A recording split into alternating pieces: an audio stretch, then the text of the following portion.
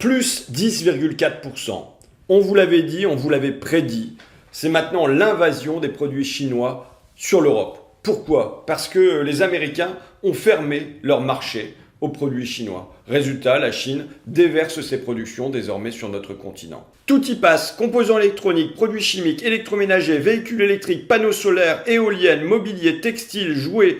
C'est plus 125%, plus qu'un doublement sur les produits électroniques, plus 15% sur les matériels de transport, plus 10% pour le textile. Nous avions sonné l'alarme, comme quoi l'Europe allait subir un deuxième choc industriel. Le premier à l'entrée de la Chine dans l'Organisation mondiale du commerce au début des années 2000. Et aujourd'hui, parce que les États-Unis ferment leurs frontières. Et depuis que nous avons lancé l'alerte, que fait Ursula von der Leyen?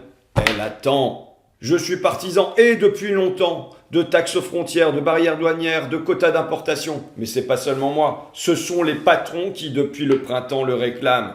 Il nous faut protéger immédiatement la production européenne. C'est France Chimie, la fédération patronale. On a absolument besoin de cette protection. Ce sont les sous-traitants automobiles. Si l'Europe ne décide pas de protéger son marché de la concurrence déloyale, alors ce sont des pans entiers de notre industrie qui vont disparaître à brève échéance. Le président d'ArcelorMittal France. Tous les pays dans le monde qui ont une industrie automobile s'organisent pour protéger leur marché, sauf l'Europe, le patron de Renault. Il nous faut de la régulation, le patron de la Poste. Faisons une taxe à la Trump sur le colis chinois, 100% de la valeur des colis, le PDG de Carrefour. L'Europe a annoncé un plan acier, mais que fait Ursula? Elle attend. L'Europe a annoncé qu'elle surtaxerait les colis Chine et Temu, mais que fait Ursula? Elle attend. L'Europe a annoncé qu'elle ferait une préférence continentale, mais que fait Ursula? Elle attend. Les ouvriers n'ont plus le temps.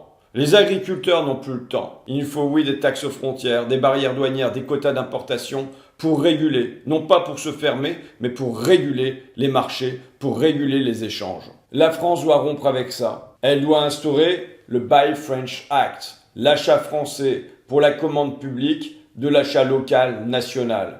Et au niveau européen, à Bruxelles, la France doit ruer dans les brancards, se rebeller contre Ursula von der Leyen, qui, elle, se veut la championne du libre-échange au niveau mondial et qui projette, elle, de signer des traités avec la Chine, avec le Vietnam, avec la planète tout entière. Stop!